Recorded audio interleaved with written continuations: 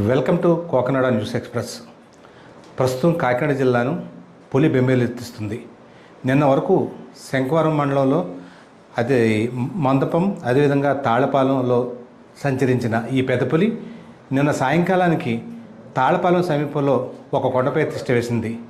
ఈ నేపథ్యంలో అటవీ శాఖ అధికారులు, పోలీసు అధికారులు, అదేవిధంగా మొత్తం జిల్లా యంత్రాంగం అంతా కూడా దీనిపై దృష్టి సారించింది.